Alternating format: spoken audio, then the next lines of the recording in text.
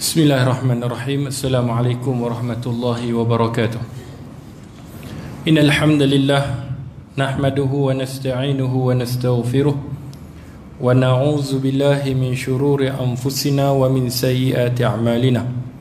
Man yahdihillahu fala mudilla lahu wa man yudlil fala hadiya lahu. Ashhadu an la ilaha illallah wahdahu la syarika lahu wa ashhadu anna Muhammadan 'abduhu wa rasuluh. Allahumma salli wa sallim ala habibina wa syafi'ina wa maulana Muhammad sallallahu alaihi wasallam wa ala alihi wa ashabihi wa man tabi'ahum bi ihsanin ila yaumiddin, amma ba'd. Muslimin dan muslimat yang dirahmati oleh Allah Subhanahu wa taala. Pertama-tama marilah sama-sama kita merafakkan setinggi-tinggi kesyukuran kerana dengan limpah rahmat, kurniaan, anugerah daripada Allah.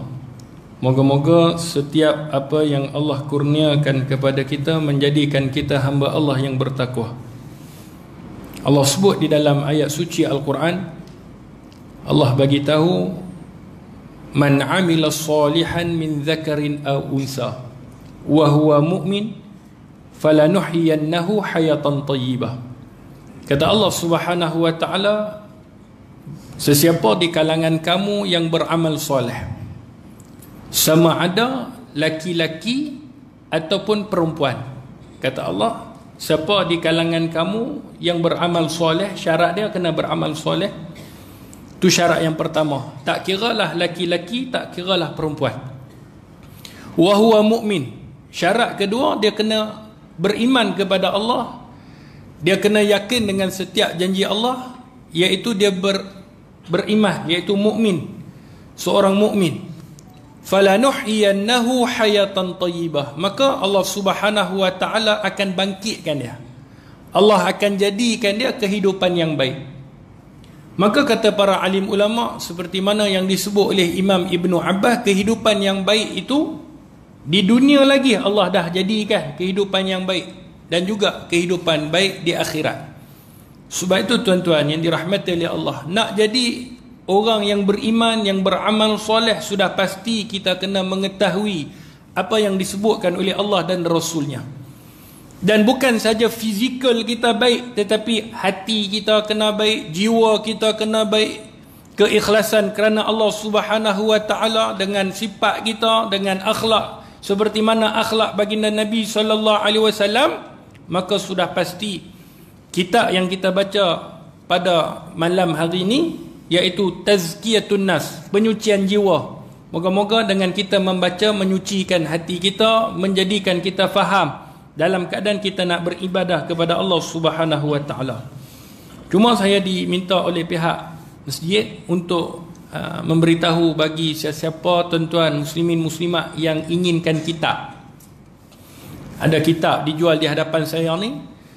Kitab ni kitab Tazkiyatun Nafs yang dikarang oleh Said Hawa, yang mana diambil daripada kitab Ihya Ulumuddin yang dikarang oleh Imam Al-Ghazali.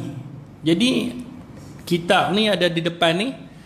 Jadi harga dia dekat belakang tu, harga dia RM65.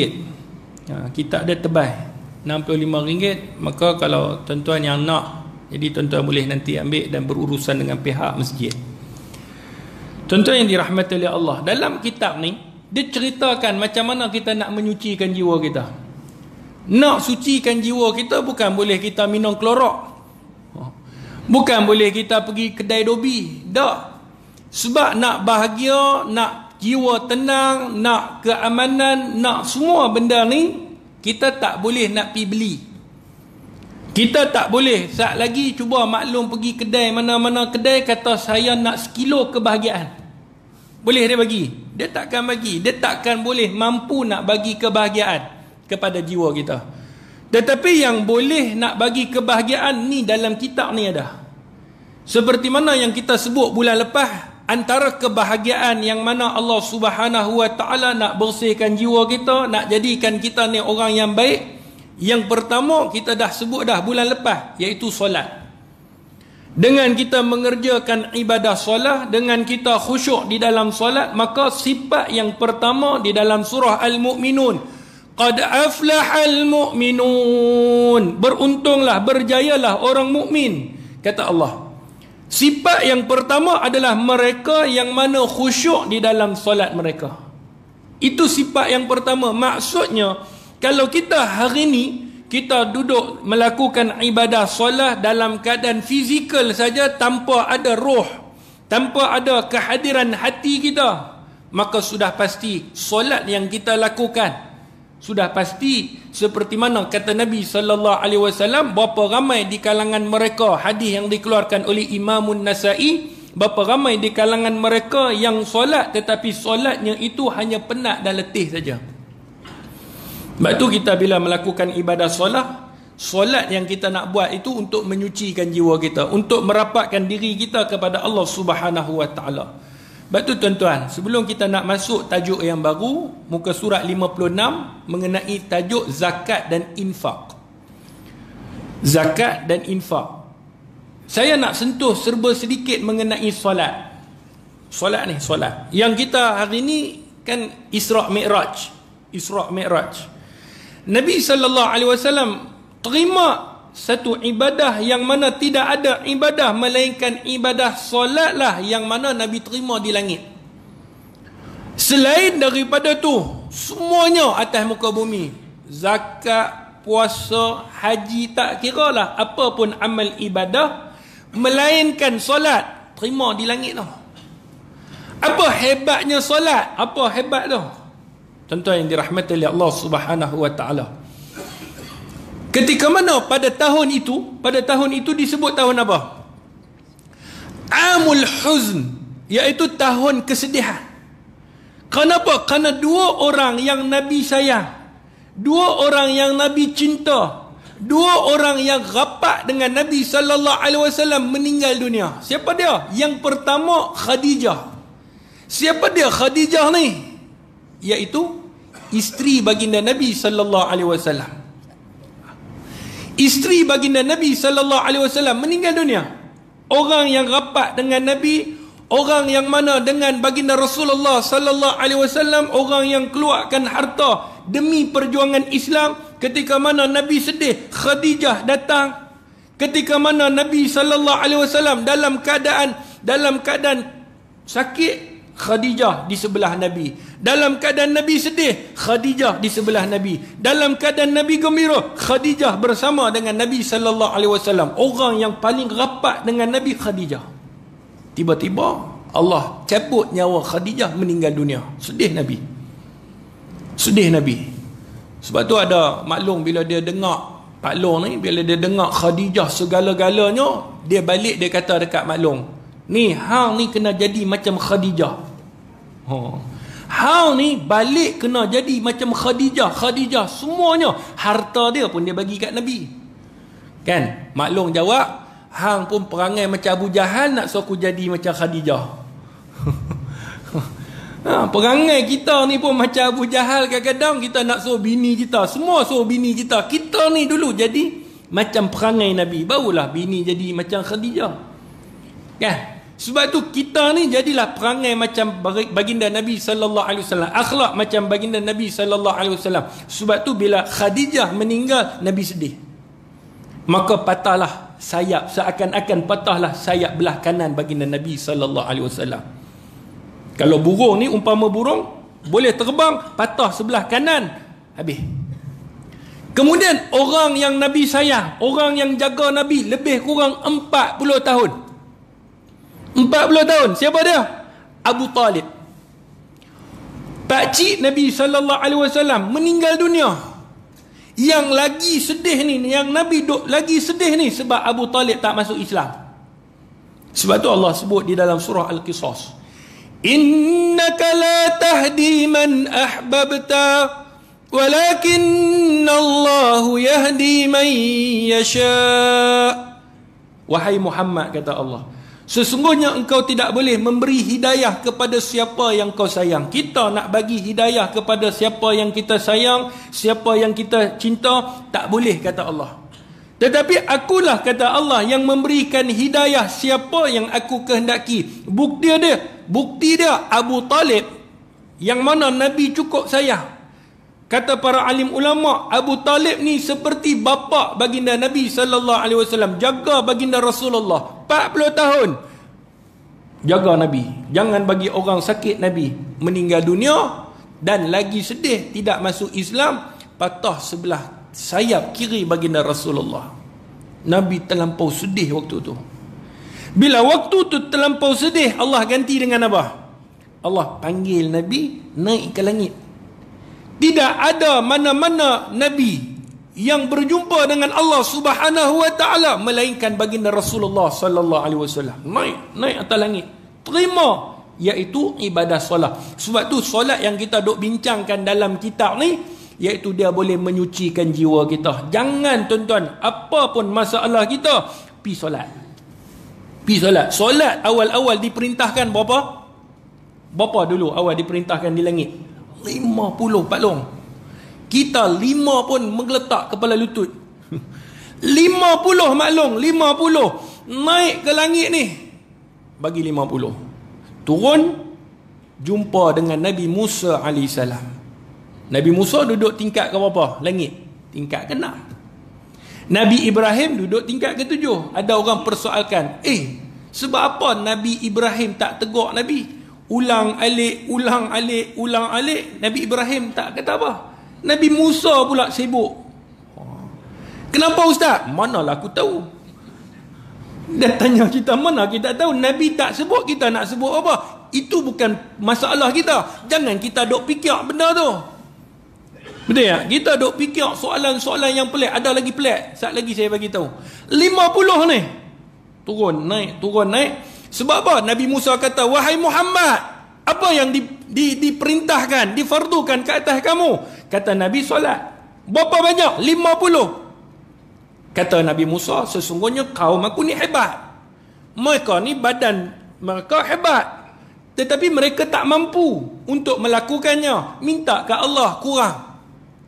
Nabi pun naik, turun, naik, turun. Last kali tinggal 5. Tu pun Nabi Musa AS suruh minta Nabi naik. Nabi kata apa? Sesungguhnya aku malu dengan Allah. Ada seorang paklong ni kata, la ya Allah, silap Nabi tak naik. Dia kata kalau Nabi naik ni boleh jadi satu fardu apa.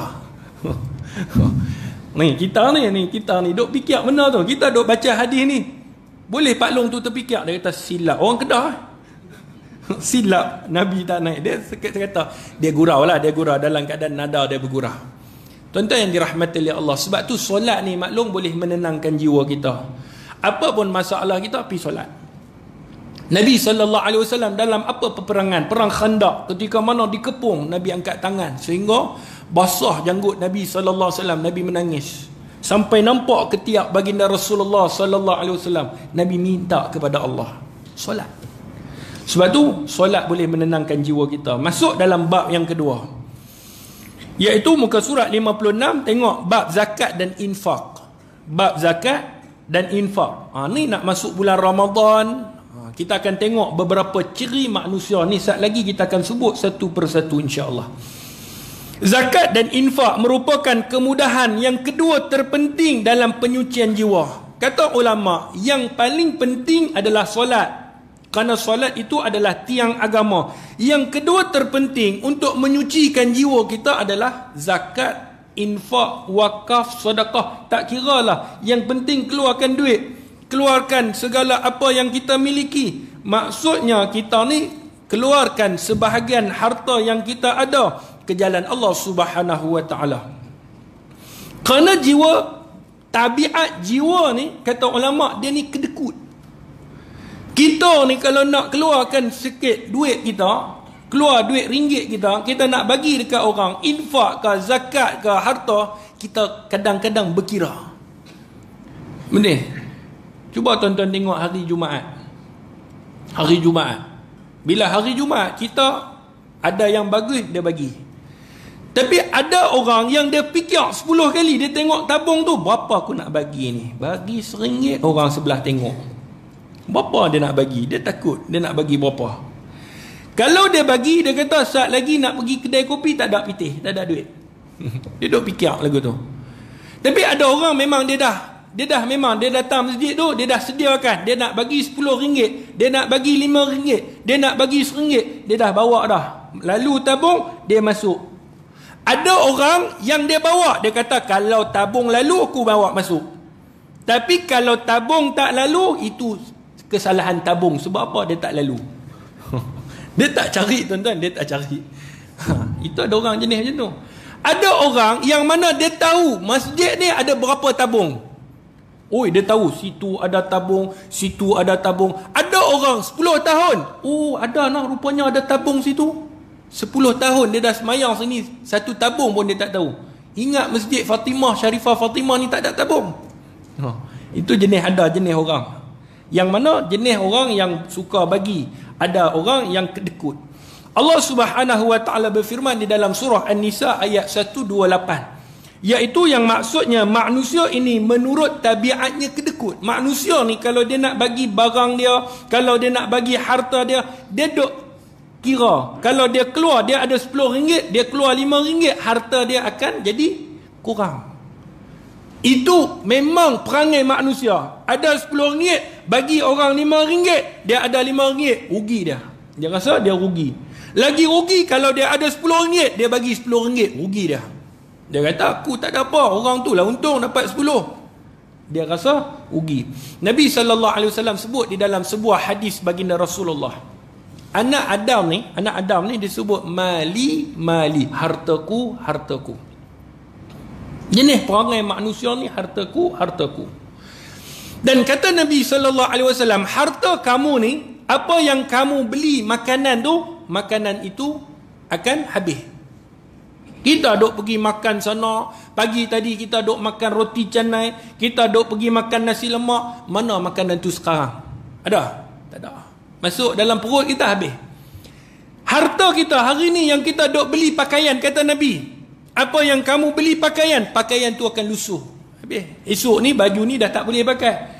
5 tahun dah tak boleh pakai. Baju raya tahun lepas boleh jadi pun tak boleh pakai. Habis.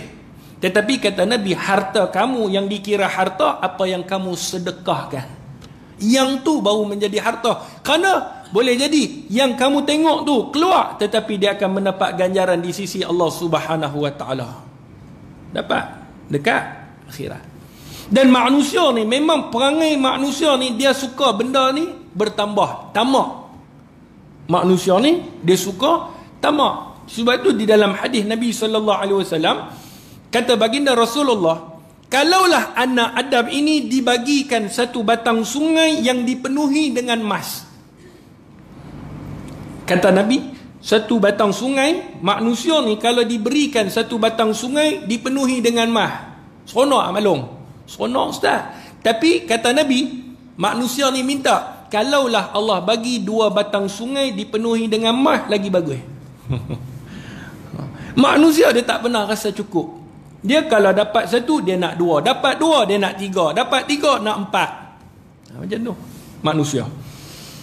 Kemudian kata para alim ulama, zakat dan infak hanya dapat memainkan peranannya dalam penyucian jiwa apabila adab zahir dan adab batin diperhatikan. Macam solat juga.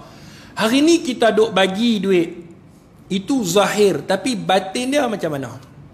Solat kita takbir, Allahu Akbar. Solat kita bertakbir, kita duk baca Al-Fatihah, kita rukuk, kita sujud, tapi hati kita macam mana? Ada orang, dia keluarkan duit, mulut dia kata saya ikhlas no, dalam hati ni kalau boleh tangkaplah gambar sikit. Dia kata bagilah tahu sikit, aku ni bagi sumbangan, bukan sikit 5,000, hampa ada ke bagi dalam hati? Kan? Ji ni nak buat majlis ke? Tak perlu, saya buat bagi ikhlas ni saya bagi. Tapi kalau boleh bagilah isytihar nama tu dekat masjid ke, bagi dekat iklan ke apa, dalam hati kita tak tahu. Sebab itu zakat, infak, wakaf, harta ni yang kita duk bagi, zahir dan batin kena selari. Barulah penyucian jiwa itu, kata para alim ulama, akan memainkan peranan dalam untuk menyucikan jiwa kita. Baik, kita tengok apa yang disebutkan oleh para alim ulama seperti mana yang ada di dalam kitab ni. Baik. Tuan-tuan buka muka surat 58. Saya tak baca satu persatu. Kita baca 58. Jika makna pengorbanan harta ini telah difahami, maksudnya tadi kita duk bincang, pengorbanan harta ni kita mengeluarkan sedikit daripada harta kita.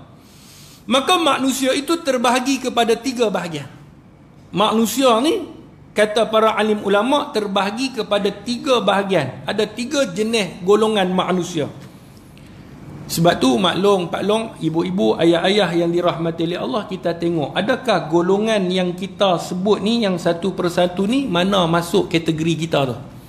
Adakah kita termasuk dalam kategori pertama ataupun kedua ataupun ketiga, kita nilai diri kita.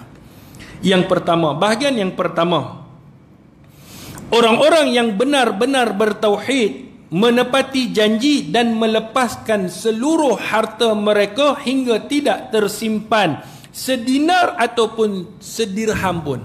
Maksudnya hartanya semuanya dia bagi untuk Islam.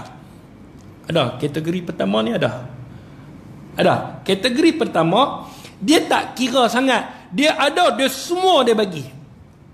Apa yang dia ada dia bagi semua. Tak kira, ustaz, maksudnya yang disimpan hanya sedikit untuk dirinya sahaja. Maksudnya dia tak kira zakat tahun ni berapa. Dia tak tanya. Zakat RM7. RM7, baik saya bagi RM7 dah. Tak, dia bagi semua apa yang dia ada. Seperti mana yang nanti kita akan tengok cerita bagaimana Abu Bakar As-Siddiq radhiyallahu anhu. Satu hari Nabi SAW ni dalam kitab ni, tuan-tuan tengok. Abu Bakar As-Siddiq dengar daripada Nabi sebut kepada para sahabat untuk menginfakkan harta untuk berjihad di jalan Allah. Umar dengar. Umar kata, aku hari ni, hadis ni dikeluarkan oleh Imam Al-Bukhari di dalam sahihnya. Umar dengar, Umar kata, hari ni aku nak mendahului Abu Bakar dalam mengeluarkan sedekah, infak ni. Sebab dia kata, selama mana bila Nabi bagi pengumuman, bila Nabi sebut nak minta untuk diinfakkan, disedekahkan, iaitu untuk berjihad di jalan Allah, Abu Bakar akan datang dulu. Abu Bakar akan bawa harta dia dulu. Umar kata, kali ni aku nak mendahului Abu Bakar. Umar balik, Umar bawa sebahagian daripada harta dia. Bawa jumpa Nabi SAW. Ya Rasulullah, ini adalah sebahagian daripada harta aku, ya Rasulullah. Tengok Abu Bakar datang. Dalam hati Umar kata, aku telah mendahului Abu Bakar. Sebab selalunya Abu Bakar datang dulu. Hari ni aku sampai sebelum Abu Bakar sampai. Datang Abu Bakar bawa harta dia. Ya Rasulullah, ini adalah keseluruhan hartaku. Tak bagi separuh, bagi keseluruhan harta aku. Kata Nabi SAW, Nabi terima, apa yang tinggal Allah dan Rasulnya sahaja. Ni, bagi semua harta yang dia ada. Umar kata apa dalam hadis? Umar kata, selama mana aku ni nak menginfakkan, aku tak boleh mendahului Abu Bakar. Maksudnya hebat Abu Bakar As-Siddiq. Tak pernah dia duduk terkebelakang. Abu Bakar sentiasa terkehadapan. Sebab tu di dalam hadis yang kita duk baca kan, inna abwabul jannah thamaniyatul abwab, dalam hadis yang dikeluarkan oleh Imam Al-Bukhari di dalam sahihnya, kata Nabi SAW, sesungguhnya syurga itu ada 8 pintu. Saya dah bagi tahu dah pada bulan lepas. Syurga ni ada 8 pintu. Antara pintunya babu as-sadaqah, pintu orang yang bersedekah. Orang yang banyak sedekah ni, dia akan masuk satu pintu. Pintu itu akan dimasuki oleh orang yang suka bersedekah. Pintu itu adalah orang-orang yang suka bersedekah, dia akan masuk dalam pintu tu.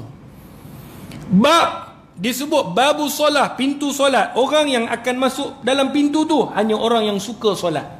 Ada bab pintu yang mana dia suka berpuasa, disebut babu rayyan, pintu rayyan. Orang yang akan masuk dalam pintu tu hanya orang yang suka berpuasa. Ada pintu yang disebut babul jihad, pintu berjihad, maka dia akan masuk ke dalam pintu tu, pintu jihad. Ada yang disebut pintu sabar, babu sabar, maka orang yang sabar akan masuk ke dalam pintu tu. Cuba tuan-tuan tengok Abu Bakar punya soalan. Ya Rasulullah, kalaulah ke 88 pintu, panggil aku. Kalaulah ke 88 pintu, maksudnya pintu solat, pintu jihad, pintu sedekah, pintu puasa. Apa maksud dia? Semua tu Abu Bakar buat. Kalaulah ke 88 pintu, panggil aku. Mana satu pintu yang aku nak masuk, ya Rasulullah? Kita kalau ada satu pintu panggil pun mujur. Takut tak ada satu pintu panggil. Yang panggil pintu neraka Jahannam. Ni dahsyat, na'udzubillah tuan-tuan. Jangan main-main. Kita ni kata kat orang champion, maki orang pun nombor satu, membawang pun lagi nombor satu. Semuanya kita buat. Bab ibadah ni tak apalah. Dia kata Allah ni maha pengampun. Yang dosa dia buat, yang pahala dia tak nak buat. Sebab tu sahabat ni disebut apa? Fastabiqul khairat. Mereka ni berlumba-lumba dalam keadaan mencapai redha Allah. Berlumba-lumba dalam kebaikan. Itu para sahabat. Kita tak berlumba-lumba dalam mencari dosa kepada Allah. Siapa yang paling jahat? Kita ke? Dia. Itu manusia zaman sekarang. Sebab tu golongan pertama, orang-orang yang benar-benar bertauhid kepada Allah. Dia menepati janji dan melepaskan. Maksudnya dia bagi seluruh harta dia kepada Allah dan Rasul. Sedekah. Saya duk pergi ada seminar wakaf antarabangsa dulu masa dekat ni, pergi dekat Johor. Maka pun buat statistik kan, orang suka berwakaf kan. Tuan-tuan tahu tak, orang yang berwakaf, baguslah yang berwakaf ni, bukan kita komen, tapi dia akan pilih tanah yang mana tak laku, tanah yang mana tak boleh nak buat apa, hak tu dia wakafkan. Tanah yang memang dah tak boleh nak buat apa, dia kata nak tanam apa pun tak hidup. Tanah yang hujung sekali, memang orang pun tak nak, tak laku nak jual pun tak laku, nak buat apa pun tak laku. Tanah tu dia kata, ni saya wakafkan. Jadi bila ambil jabatan agama ni, kan, majlis agama ni ambil, negeri ni, dia nak buat apa? Dia kata kami nak bangunkan pun tak boleh, nak buat apa pun tak boleh. Tapi dia dah wakaf, ambil juga. Kan tak ambil kecil hati pula. Tapi manusia ni macam tu, dia akan pilih mana yang dia tak nak. Cuba tuan-tuan tengok baju bila ada buat sini, baju bukan orang sini lah, ni Zimbabwe. Jadi cakap masjid ni ke? Tak, ni masjid lain. Bila dia buat majlis apa, ataupun dia buat baju-baju yang tak terpakai, ataupun baju yang dah usang ke apa, betul tak? Ada tak kita bagi baju yang baru? Ada. Dia duk pilih baju ni RM300. Oi, tak boleh, mahal ni. Dia tengok, ni baju ni boleh dah koyak rabak. Dia boleh bagi. Manusia macam tu, dia takkan bagi yang benda yang dia sayang. Benda yang dia cinta dia takkan bagi.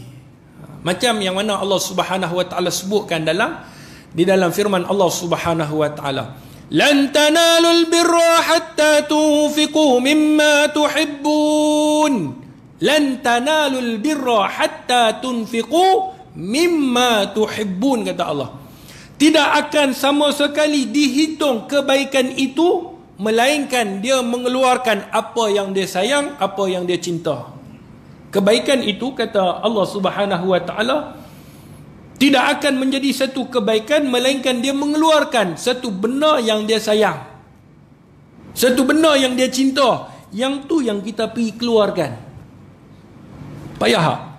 Sebab Allah sebut tadi, manusia ni jenis kedekut. Itu jiwa tu.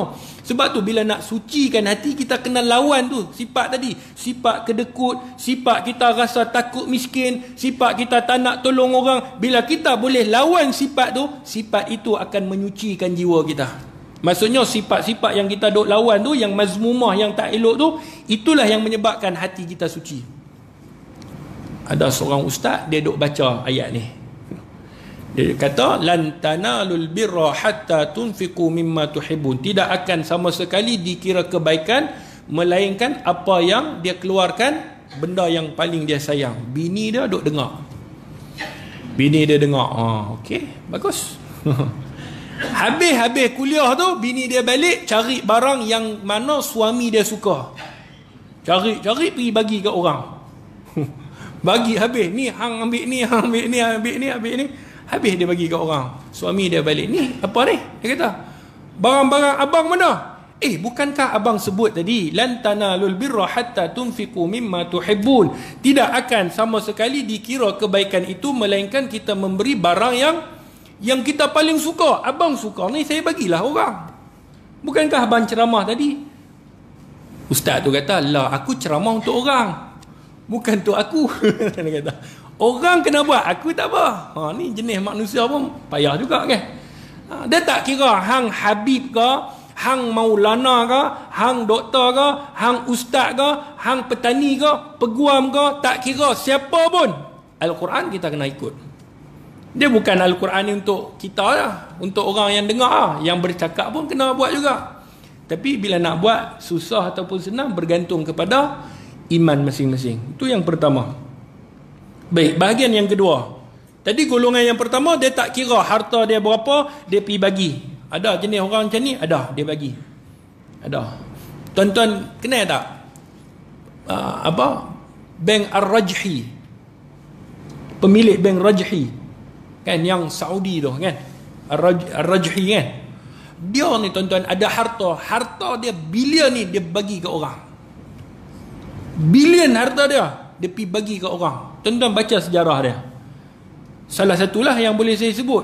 Moga-moga Allah terima amalan dia. Tapi bukan senang.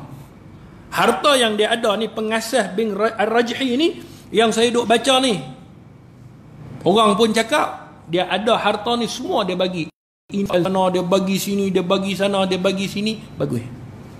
Tak ada masalah. Ni yang kita nak orang macam ni. Orang miskin dia pergi bantu, dia pergi bagi harta. Dia bukan guna untuk diri dia, dah untuk semua. Bakat bagi semua. Bahagian yang kedua, orang-orang di bawah tingkat mereka tadi. Maksudnya di bawah sedikit. Iaitu orang-orang yang memegang harta mereka sambil menanti waktu-waktu keperluan dan musim-musim kebaikan. Jenis kedua ni, dia tak macam jenis pertama.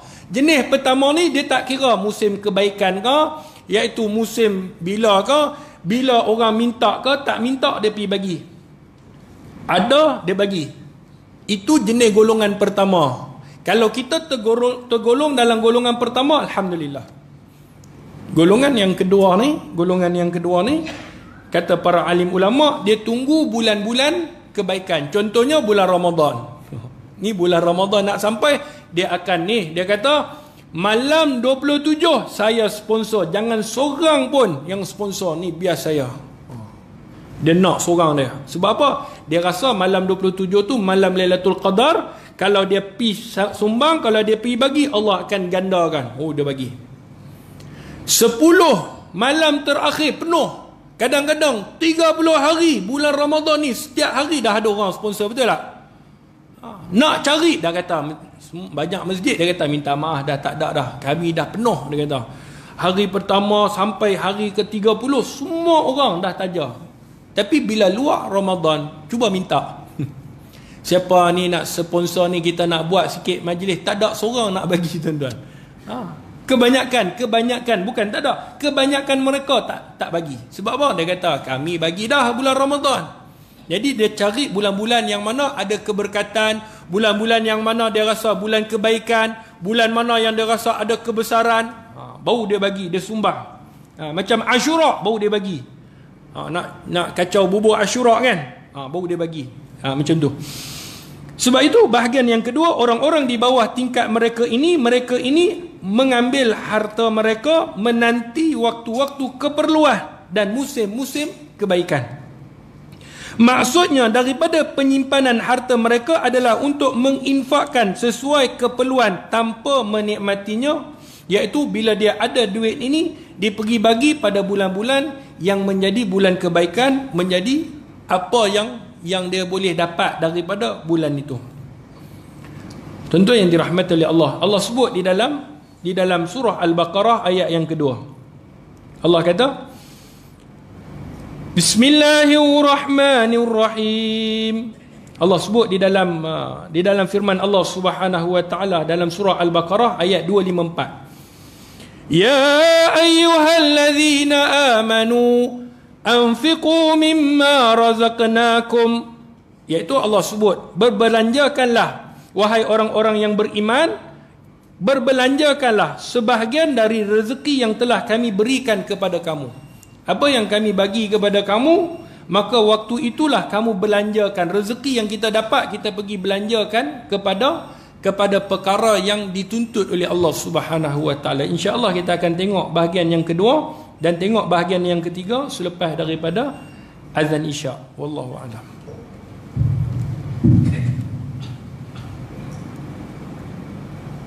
Allahu Akbar, Allahu Akbar, Allahu Akbar,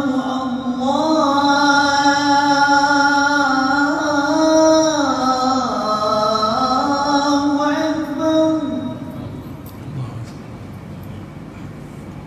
Asyhadu an la ilaha illallah.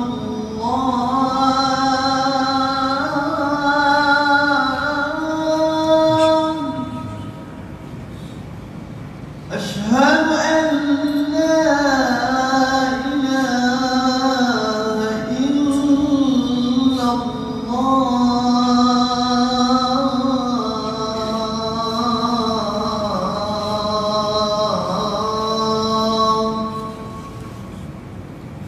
Asyhadu anna Muhammadar Rasulullah.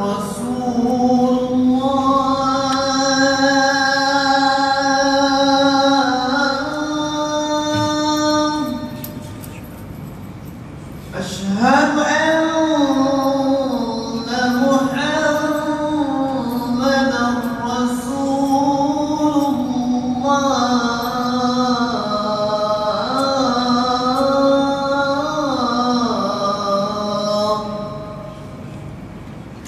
Hayya 'alas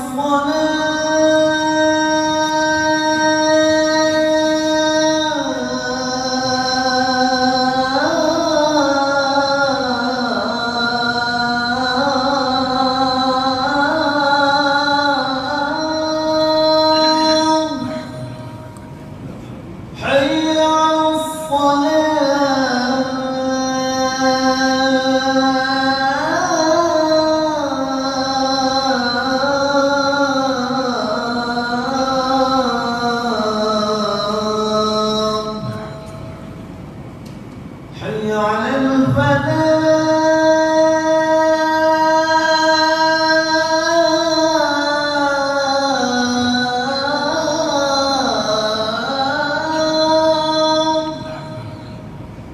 حي على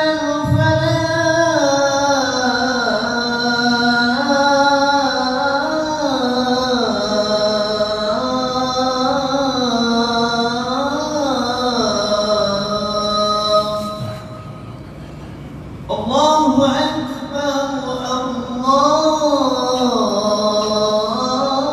الله أكبر لا إله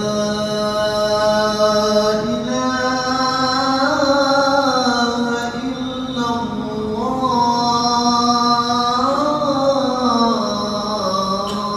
لا إله إلا الله. أشرف الدرجات وبعث مقام.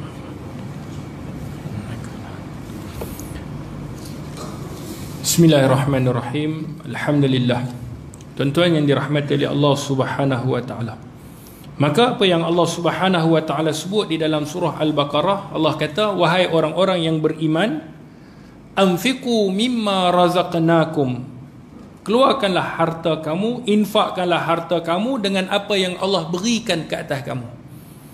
Allah hari ni bagi dekat kita duit. Allah bagi kepada kita hari ni ilmu. Allah bagi kepada kita hari ni kesihatan. Maka dengan kita sihat, kita pi bantu orang. Bukan maksudnya rezeki tu duit, tak. Tak semestinya rezeki tu duit. Rezeki ni kesihatan, kita pi bantu orang. Hari ni Allah bagi kita rezeki, kita ilmu, kita pi mengajar dekat orang. Kita pergi bagi tahu dekat orang. Itu maksudnya rezeki. Tetapi yang paling penting, rezeki yang kita dapat ni adalah wang ringgit yang kita duk cari ni. Rezeki yang Allah bagi ni, kita pi kongsi dengan orang yang memerlukan. Sebab tu kita hari ni, bila kita kedekut, kita tak nak bagi, yang itulah yang menyebabkan jiwa kita hari ni tak suci. Tingkatan yang kedua ni, tingkatan yang pertama dia bagi keseluruhan harta dia. Dia ada, dia bagi. Dia tak perlu orang minta. Dia tak perlu tunggu bila bulan yang besar baru dia nak bagi. Tak, dia ada, dia pergi bagi. Tingkatan yang kedua, bawah daripada yang pertama. Yang ni pun bagi juga, bukan tak bagi, bagi juga. Tetapi dia bagi waktu-waktu yang tertentu. Maksudnya hari Jumaat baru dia bagi. Hari lain tak apa ustaz, kirim salamnya. Dia tak bagi. Hari lain dia kata sedekah tu senyum, dia tengok tabung dia senyum, alhamdulillah, dia kata cukup. Hari Jumaat baru dia bagi. Ada juga macam tu. Boleh ke ustaz? Tak ada masalah. Yang penting kita bagi. Masalahnya yang kalau tak nak bagi, yang ni jadi masalah. Baik. Kata ulama, jika orang kaya mendapati orang yang sangat memerlukan, maka wajib bagi si kaya untuk memenuhi keperluan orang itu dengan selain harta zakat. Kata ulama dalam kitab ni, dia mengatakan orang yang mana kaya, Allah bagi kepada dia rezeki. Allah boleh bagi kepada siapa yang Allah nak rezeki ni. Allah bagi. Orang miskin boleh jadi kaya, orang kaya boleh jadi miskin. Kerana di sisi Allah khazanah rezeki ni. Sebab tu di dalam manusia ni Allah sebut di dalam surah Al-Fajr, fa ammal insana idza mabtalahu fa akramahu wa na'amahu fayaqulu rabbi akraman. Allah kata fa amma idza mabtalahu rabbuhu fa akramahu wa na'amahu fayaqulu rabbi akraman wa amma idza mabtalahu faqadara alaihi rizqahu fayaqulu rabbi ahanan. Dan ketika mana yang pertama kata Allah, manusia ini diuji oleh Allah Subhanahu wa taala. Allah bagi kepada dia fa akramahu, kemuliaan. Manusia ni bila Allah bagi dia kemuliaan, wa na'amahu, Allah bagi dia nikmat, fayaqulu rabbi, maka mereka akan mengatakan, ya Allah, engkau sayang aku, engkau cinta kepada aku. Wa amma, dan ketika mana kata Allah, manusia ini diuji oleh Allah Subhanahu wa taala, faqadara alaihi rizqahu, dengan mana Allah tarik rezeki dia, Allah uji rezeki dia, fayaqulu rabbi ahanan, ya Allah, engkau hina aku, engkau tak sayang kepada aku. Manusia akan kata, Allah kata, kalla balla tukrimunal yatim, kata Allah, tidak yang demikian, bahkan kamu tidak memuliakan anak yatim. Wala tahadduna ala ta'amil miskin, bahkan kamu tidak memberi makanan kepada orang miskin. Itu sifat manusia, kedekut. Lepas tu bila ada orang kaya, ada harta, orang lain susah, pi bantu dia. Antaranya, maklum, kadang-kadang Pak Long, kita keluar daripada bank. Biasa pergi bank, atau jenis haji duduk rumah dalam duit. Duit dalam rumah. Kita duduk simpan dalam bawah bantai, bawah tilam, tak tahulah kan. Kita pergi bank. Maksudnya kita pergi bank. Biasa dekat bank ni ada orang jual, betul? Orang jual keropok kadang-kadang, orang tahfiz, dia duk minta sumbangan, orang jual pen, macam-macam lah, yang jual insurans, semua ada kat situ. Yang jual takaful semua ada, package umrah semua ada, duk longgok situ. Tak apalah yang jual umrah takaful ni, tak apalah, lantak pergi lah, kita tak kata apa, sebab itu dia punya bisnes.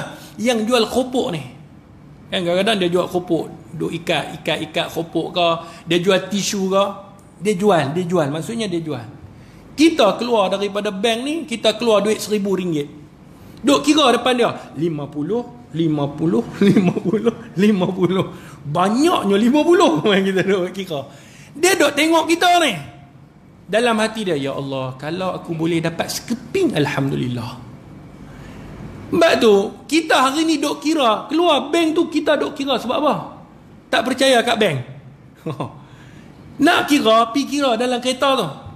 Ambil duit tu, boh dalam poket, pergi kira kat kereta, ataupun kira kat mesin tu dulu, ataupun pergi duduk tepi. Ni kita duduk keluar-keluar tu, ui, alhamdulillah 50 ni. Orang tu tengok, meleleh dia tengok, ya Allah, kalau dapat sekeping pun jadi. Kita ni yang tak keluar 50 ni 1000 ni, takkan tak boleh nak keluar RM10. Takkan tak boleh nak keluar RM5. Kesian maklum.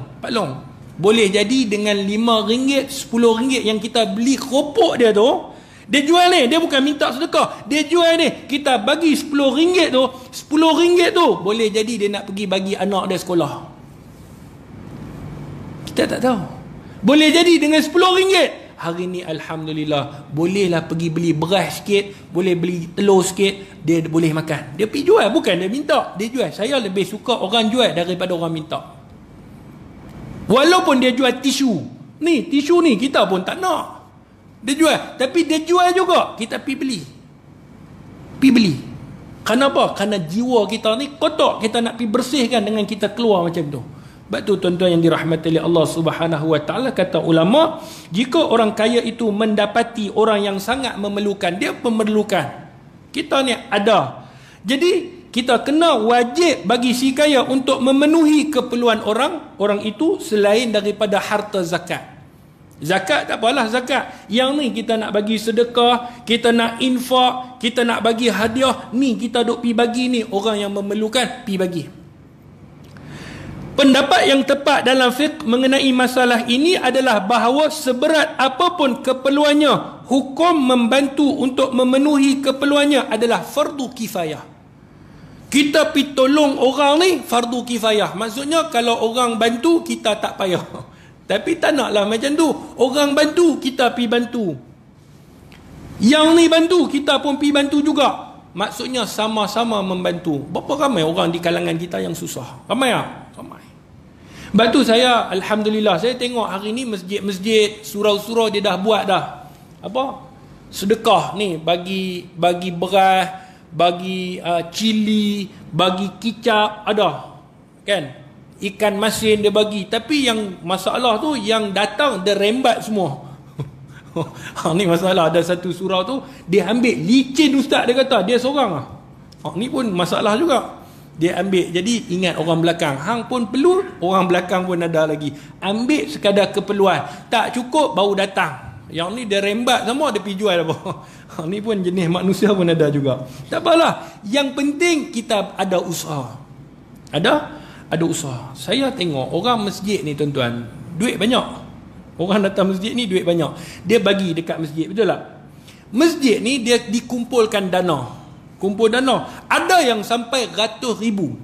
Ada yang sampai juta. Ada masjid yang sampai juta. Tapi duit juta tu buat apa? Duit ratus ribu tu buat apa? Duk perkasam. Duk buat apa? Bantulah tuan-tuan. Kita duk bantu. Cari ahli jawatan kuasa masjid. Pi cari orang yang miskin, yang fakir di Korea ni. Contohlah di Zimbabwe. Pergi bantu. Cari mana yang ni ada senarai nama, hak ni susah, dia kena bulanan dia macam ni, pi bantu dia, meringankan sedikit beban kewangan dia. Cari.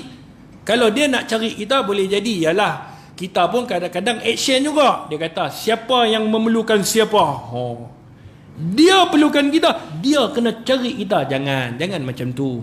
Kita pergi cari mereka, kita pergi dakwah. Ni haji, ni ada sedikit bantuan daripada pihak masjid. Haji ringan-ringankanlah kaki yang berat tu ke masjid. Bagi sekali kan. Ringan-ringankanlah kaki kan berat kan. Datang masjid, kami akan insya-Allah kami akan tengok keperluan haji. Alhamdulillah, ada juga orang masjid datang tengok aku. Bulan depan tak datang lagi. Dia tak datang, dia tunggu kita datang. Haji, ni satu lagi bulan kami datang. Lama-lama dia segan lah. Dah lah bantuan hang sapu, masjid hang tak nak. Lama-lama dia akan rasa terbuka. Kita pun doa lah dia. Ni, minta-minta dapat hidayah Allah. Dia seronok lah. Sebab tu kita hari ni bantu-membantu dalam masjid ni, kita asaskan perpaduan. Siapa lagi nak buat kerja tu kalau bukan kita? Sebab tu dia bukan harap ahli jawatan kuasa, dia harap semua yang hadir. Kerja ni kerja semua orang. Maksudnya kalau ada jiran kita ke, ada tak kiralah kawan kita ke, ada satu tempat kita bagi laporan, ni tadi saya nampak ada seorang ni susah, dia ahli Korea kita, ni maklumat dia saya dapat, tolong pi bantu dia. Barulah senang, ringan ahli jawatan kuasa nak buat kerja. Jadi kita sama-sama pakat membantu. Kerana membiarkan seorang Muslim serba tidak cukup, tidak dibenarkan dalam Islam. Sebab tu ada kes pergi minta gereja. Kita marah tak? Marah. Dah marah kita buat apa? Nak buat apa? Kita tak bergerak. Jadi kita kena bergerak. Ahli jawatan kuasa bersama dengan ahli qarya pi bergerak. Ada duit, tinggal tak ada apa pun tak apa. Allah akan bagi, Allah akan bantu. Sebab orang dermawan ni banyak. Tapi kita nak pergi bergerak, kita pergi bantu orang, kita pergi bagi orang. Tinggal sikit tak apa, nak bayar aircon ke nak bayar ni tak apalah, sikit. Tapi jangan sampai juta, ada sampai juta, ratus ribu ada. Nak buat apa? Kita tak boleh nak buat apa. Jadi gunakan duit itu untuk kebaikan orang lain.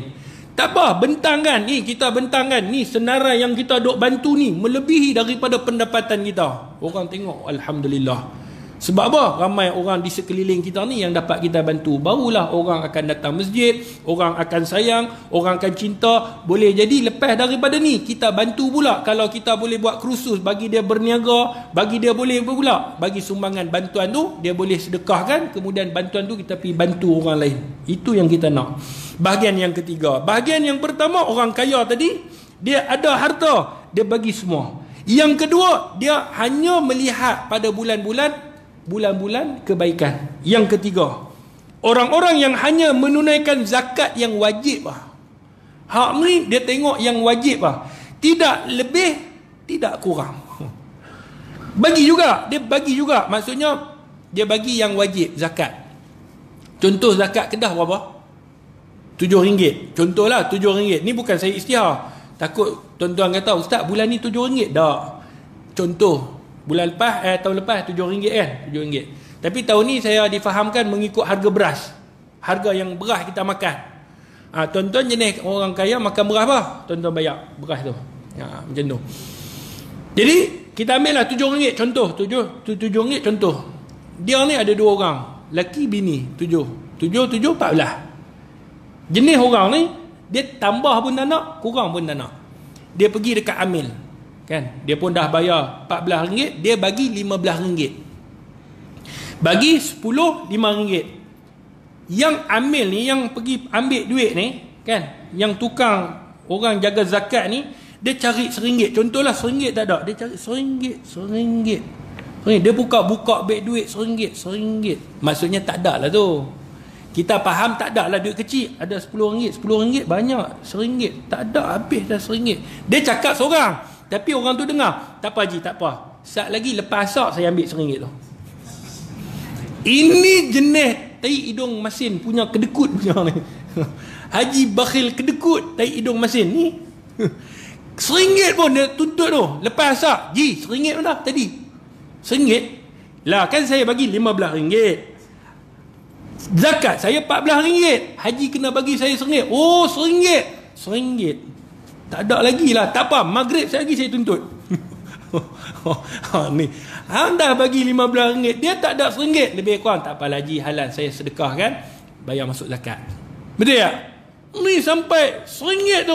Oi, kita duk kedekut tu bagi. Yang ni dia kata tambah pun tak nak, kurang pun tak nak. Ni jenis yang ketiga. Jenis yang ketiga ni jenis yang mana dia tidak ada kurang, tidak ada tambah. Ini merupakan tahap yang paling rendah. Dia bagi cukup-cukup lah. Semua orang awam hanya menunaikan zakat yang wajib kerana kedekutan mereka dengan harta. Ada orang dia tak bagi sedekah, dia tak bagi. Lalulah tabung macam mana orang tu bagi. Ni tabung ni. So dia masuk. Dia senyum lah, dia kata, aku bayar zakat je yang wajib. Allah sebut wajib zakat je.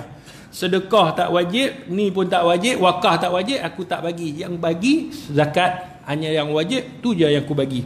Yang jenis ni, jenis yang ketiga, dia bagi juga tapi dia kedekut. Kemudian kata ulama lagi, kecenderungan mereka kepadanya dan lemahnya cinta mereka kepada akhirat. Orang macam ni dia tak berapa nak sayang akhirat. Sebab apa? Dalam sebuah hadis Nabi SAW, hadis yang kita duk baca selalu, Iza mata ibni Adam in qata'a amalahu illa min thalath. Jika mati seorang anak Adam itu, maka terputuslah segala amalan yang dia buat melainkan 3 benda. Bila mati kita ni, semua amalan yang kita nak buat ni semua habis, terputus. Tak ada dah lepas daripada tu. Kecuali 3 benda. Yang pertama, as-sadaqatu al-jariyah, sedekah jariah yang kita duk bagi ni. Wakaf ni kita duk bagi, orang pergi bina masjid, orang beli kipas, orang beli kapet ni, itu yang akan sampai. Tapi jenis orang yang ni, yang kategori ketiga, dia tak nak bagi langsung. Dia tak fikir alam akhirat. Sebab tu kita ni perbanyakkanlah sedekah. Ada harta, pi bagi, bantulah orang yang miskin. Lagi-lagi kita nak masuk dalam bulan penuh dengan 1001 kebaikan, bulan kerahmatan. Maka kita masuklah dalam keadaan bulan ini, kita carilah redha Allah Subhanahu wa taala. Kena pula kalau kita pi sedekah tu malam Lailatul Qadar, Allah akan lipat gandakan setiap apa yang kita lakukan pada malam tu. Tuan-tuan yang dirahmati oleh Allah Subhanahu wa taala. Cuma saya nak pesan dalam bulan Ramadan, sebab bulan Ramadan kita tak jumpa kan. Kita akan jumpa raya nanti, lepas raya baru kita sambung bacaan kitab kita. Bulan Ramadan ni adalah bulan penuh dengan keberkatan.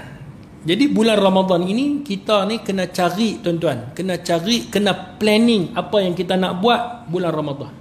Macam kalau kita nak pergi melancong, Pak Long, bila kita nak pergi melancong ni kan, kita nak pergi satu tempat, contoh pergi Morocco.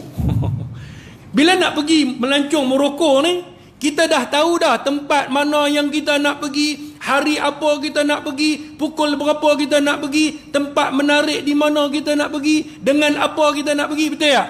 Sebab tu kita buat perancangan. Tak kira lah kita nak pergi Terengganu ke, nak pergi pulau ke, kita dah buat persediaan sebelum pergi. Kita dah buat persediaan, nak bawa apa, baju sejuk ke, kita nak bawa apa, seluar mandi ke, kita nak bawa, semua kita dah buat perancangan. Kalau dunia kita boleh buat perancangan, kenapa nak masuk bulan Ramadan kita tak buat perancangan? Sebab apa? Sebab tu bila orang yang masuk bulan Ramadan, dia tak tahu nak buat apa. Sebab tu tuan-tuan kena ada perancangan. Berapa kali nak khatam Al-Quran? Contoh, kita bagi tahu berapa kali? Sekali. Baik, sekali macam mana kita nak buat? Kena ada cara dia. Setiap lepas daripada solat fardu, baca 2 muka surat. Setiap lepas daripada solat fardu, 2 muka surat. Maksudnya satu hari 10 muka surat, 1 juzuk. 30 hari 30 juzuk, baru kita khatam satu Al-Quran. Macam tu. Tapi janganlah baca ikut handphone. Handphone ni bahaya. Dia baca Bismillahirrahmanirrahim, tiba-tiba masuk panggilan. Kring, kring. Assalamualaikum. Waalaikumsalam. Dekat mana? Dekat simpang lah. Simpang. Okey. Tunggu sat. Sadaqallahul azim. Habis dah. Tak baca. Ni jadi masalah baca kat handphone. Tengok WhatsApp, tengok Facebook. Baca-baca, selfie sebentar. Nak selfie. Tuan-tuan yang dirahmati oleh Allah, kena ada perancangan. Dan jangan tangguh. Maklum, jangan tangguh. Yang masalah tangguh ni lah yang masalah. Contoh, subuh. Tiba-tiba subuh tu kita kata, tak apalah, subuh ni kita tangguhlah sat lagi. Lepas zuhur kita baca 4 muka surat. Subuh dia sibuk sikit, dia kata mengantuk ke apa, dia kata zuhur 4 muka surat. Sampai zuhur, ya Allah nak baca 4, letih lah. Tak apalah, asak sat lagi baca 6 muka surat, kan 2 6 muka surat asak ni 6 insya-Allah confirm. Semayang asak, bazar Ramadan bazar Ramadan. Tak apa, maghrib sat lagi 8 muka surat aku buat. maghrib kena cendol, kena itik tergolek lah, badak berendam lah, macam-macam kerbau lah semua. Dia kata, Allah, terlampau banyak makan ni, dia kata. Tak apa. Saat lagi isyak 10 aku buat, confirm. Sampai isyak tu dia tersandak terus. Lena dia kata, Allah, isyak tak apalah, esok lah buat. Esok buat 20 terus. Lain kali satu Quran dia tak baca. Sebab apa? Duk tangguh. Perancangan. Sebab tu kena perancangan. Dan Pak Long, kurangkan makan dalam bulan Ramadan. Saya duk habaq. Boleh lah sikit lagi lah. Boleh Pak Long? Sikit lagi boleh?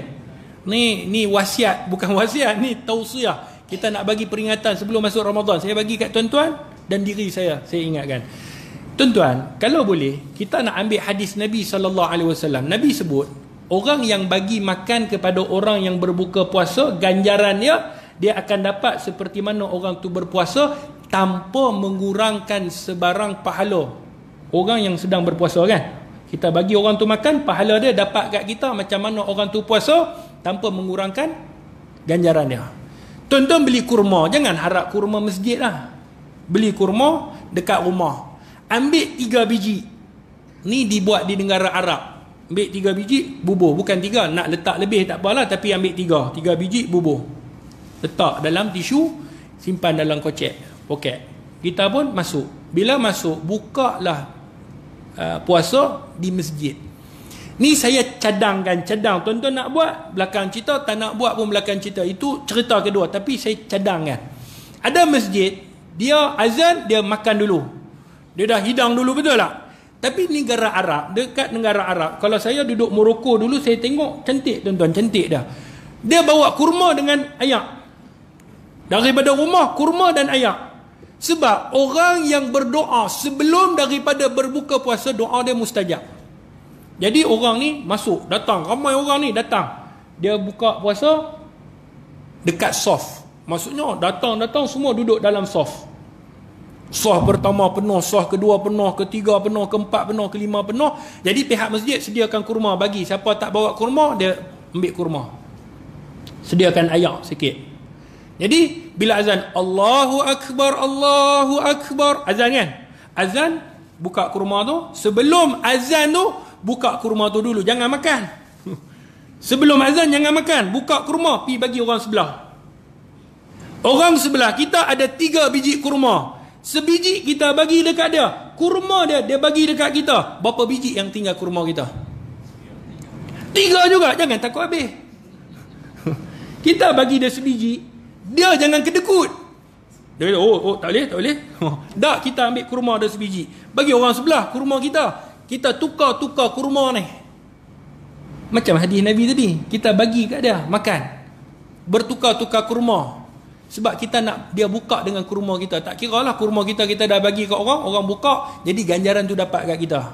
Jelas Pak Long? Jadi bila azan kita makan kurma. Selalunya ada orang yang jenis ni dia beli kurma tak elok, dia pergi tukar dengan kurma elok. Ni jenis makhluk ni ada agak. Selalu kurma yang elok ni Pak Imam, sebab tu cari kurma Pak Imam. Kurma Madinah yang jenis mahal ni kurma Pak Imam lah. Pak Imam lah kali dia bawa 3 semua yang berulat. Orang tukar. Jadi Pak Long, maklum ni dalam soft. Ini saya sarankan. Nampak tak? Orang. Kemudian bila azan kan, dah habis azan, habislah 3 biji, bukan sejam makan. Bubuh dalam ni, ayak minum. Terus iqamah. Tak semayang sunat. Semayang sunat ni kita dah biasa buat. Terus iqamah sebab kita nak semayang tarawih sekejap lagi. Ni yang dibuat di bumi Morocco. Saya cerita pengalaman. Imam jangan baca surah Baqarah. Baca surah macam kita duk baca kat rumah, surah apa? Inna a'tainakal kautsar. Makmum alhamdulillah lega. Boleh makan cepat. Tu, kita baca surah pendek sebab orang dah berkumpul lah. Orang dah datang dah, berkumpul lah. Imam lepas bagi salam, Assalamualaikum warahmatullahi, Assalamualaikum warahmatullahi. Jangan zikir panjang-panjang. Astaghfirullahalazim. Dalam ni perut lapak. Tak. Astaghfirullah 3 kali, angkat tangan. Jangan doa panjang-panjang. Tadi dah doa. Rabbana atina fid dunya hasanah wa fil akhirati hasanatan wa qina azabannar. Doa tu je. Wa sallallahu ala sayyidina Muhammad walhamdulillahi rabbil alamin. Habis. Lepas tu umumkan. Tuan-tuan yang dirahmati oleh Allah, pihak masjid ada buat sedikit jamuan makanan. Kita nak buat iftar ni, kita buat. Ada kambing golek. Jadi tuan-tuan yang nak makan kambing golek, bolehlah pergi sebelah kanan kita. Yang nak balik, bolehlah balik. Dan kalau tuan-tuan nak balik, lebih bagus. Contoh ayat tu, contoh. Jadi ada orang nak makan pun boleh makan. Orang balik pun ada nak balik. Dia ada ruang untuk dia nak makan dan berehat. Jelas. Jadi orang datang, penuh ni orang datang. Sebab ringankan. Saat lagi kita nak semayang tarawih, berat. makanan tu, makanan. Dan jangan kita makan yang berat. Buka-buka makan ni berat. Nabi SAW pesan kita buka dengan kurma kan. Sebab dalam sains, tuan-tuan, kita bila kita makan ni, kalau salah betul kan, tapi memang saya duk baca ni, kita bila makan makanan yang berat, perut kita ni dia berhenti. Penjanaan tu dia berhenti. Bila kita makan berat, dia jadi susah. Jadi kita makan kurma, kita ambil minuman, dia akan jalan slow. Lepas maghrib, lepas sembahyang maghrib, baru kita makan sedikit berat, barulah perut kita tu tak rosak. Itu medik punya ni. Perut kita tak rosak. Ni kita sumbat ayam terus, rosak lah. Sumbat itik.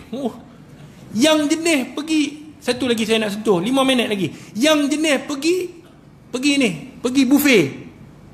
Tu satu jenis pula, buffet. Buffet ni pun satu jenis pula masalah. Anak balik daripada Kuala Lumpur, "Pak," dia kata, "Pak jangan masak," dia kata. "Mak jangan masak, tak perlu pergi bazar, kita makan dekat hotel." Buffet lah ni berapa? RM70. Ada ke 40? Tak ada. RM70. RM60, 70, 100. Kita pun bawa. Dalam kereta kita pesan kat mak pak kita kan, anak tu pesan, "Pak, ni RM70. Maksudnya apa? Kalau buffet bayar RM70, takkan nak makan RM10? Baik makan kat rumah, rugi betul tak? Dia buffet ni makan sampai toke tu bankrupt. Itu buffet. Sampai dia kata, "Ni kalau orang ni datang lagi, hang jangan bagi masuk, bankrupt aku." Dia bayar 70, makan RM700. Itu buffet. Baru orang puas hati aku makan. Tapi kita Ramadan berapa sangat kita nak makan? Yang kawan ni duk pesan dekat pak dia, "Pak, makan pak, ni RM70. Pak dia ambil nasi macam gunung jerai. Bapak dia makan. Orang yang veteran ni, kita tak panggil orang tua, dah orang veteran. Dah 6 siri, dah 7 siri, makan berapa banyak sangat, betul tak? Dia makan, dia kata dah tak boleh masuk. "Pak, RM70 pak." Pak dia makan sampai tercabut kopiah. Makan cabut. Saat lagi maghrib, dia sembahyang maghrib, rukuk sikit lah. Anak tegur, "Pak, sakit pinggang?" "Tak, kalau aku rukuk macam ni terkeluar ayam. Terlampau penuh." Nabi sebut dah dalam hadis. Nabi kata makanlah 1/3 makanan. Ni hadis Nabi. 1/3 minuman dan 1/3 pernafasan. Kita pergi bubuh ni sampai ni over limit makan. Tu yang tersandar lepas tu, kenyang. Jangan. Ramadan jadikan bulan ibadah, jadi bulan yang terbaik. Moga-moga kita berjumpa dalam keadaan sihat, dalam keadaan Allah redha kita insya-Allah. Bismillahirrahmanirrahim. Allahumma aghnina bil 'ilm wa zayyina bil hilm wa akrimna bit taqwa wa jammilna bil 'afiyah. Wa sallallahu ala sayidina Muhammad walhamdulillahi rabbil alamin. Assalamualaikum warahmatullahi wabarakatuh.